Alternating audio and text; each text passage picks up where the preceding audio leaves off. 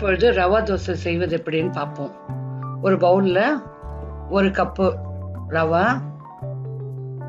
1 cup அரிசி மாவு,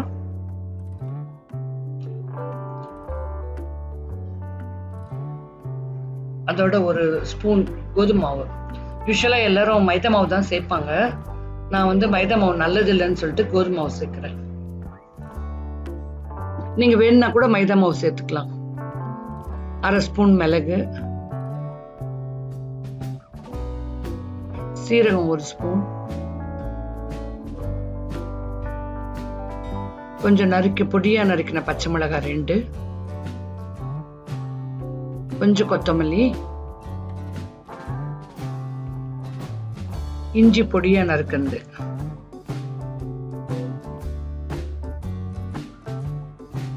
கொஞ்சம் உப்பு,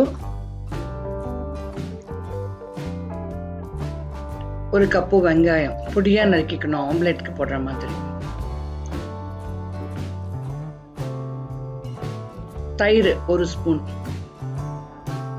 அது தேவைப்பட்டா போடலாம், வேண்டாம்னா விட்டுடலாம். இதோட 3 கப்பு தண்ணி ஊற்றி நல்லா கலந்துக்கணும். தோசை பதம் இல்லை, மோர் மாதிரி கலந்துக்கணும். எவ்வளோ தண்ணியா இருந்தா நல்லது.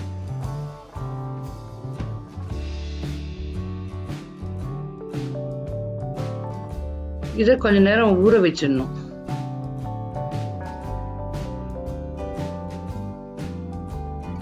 பதினஞ்சு நிமிஷம் ஊறினா நல்லது. ஊற வச்சுட்டு அதுக்கப்புறம் செய்யலாம். கல்லை வச்சு நல்லா சூடாயிடணும். தோசை தவா நல்லா சூடானோன்னு இந்த மாவை தெளிச்சு விடலாம், இல்லைன்னா இப்படி தண்ணியா ஊற்றலாம்.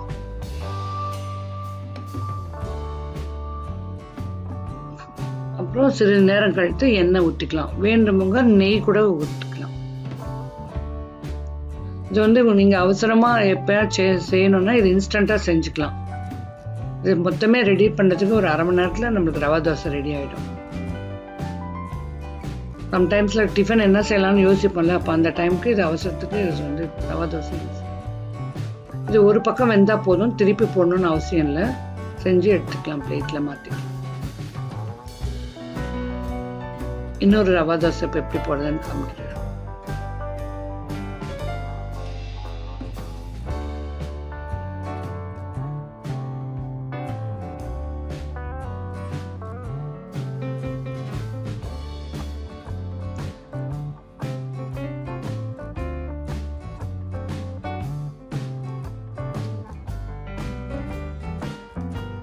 இன்னும் மொறுமொறுன்னு வேணுன்றாங்க, இன்னும் கொஞ்சம் நேரம் விட்டால் நல்லா மொறுமொறுன்னு வரும். சில பேருக்கு சாஃப்டாக பிடிக்கும். ஸோ எப்படி வேணுமோ அது மாதிரி நீங்கள் செஞ்சுக்கலாம்.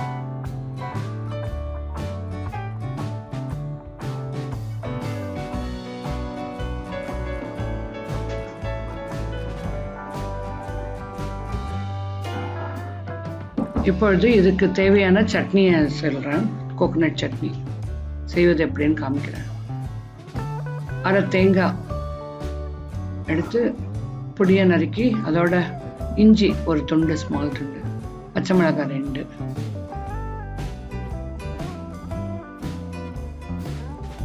ரெண்டு ஸ்பூன் முந்திரி பருப்பு,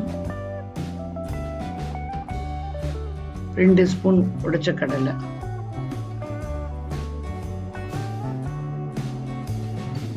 தேவையான அளவு உப்பு சேர்த்து மிக்சியில் நல்லா அரைச்சிக்கணும்.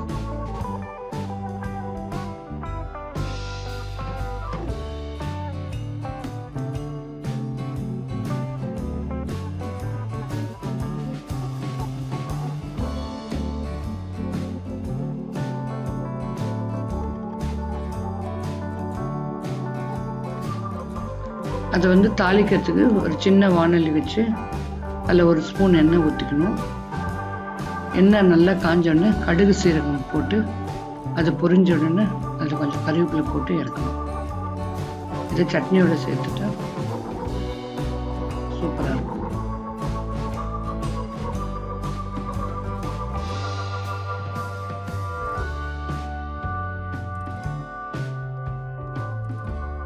கொஞ்சம் கொத்தமல்லியும் மேலே சேர்த்துக்கலாம். அவ்வளோதான்.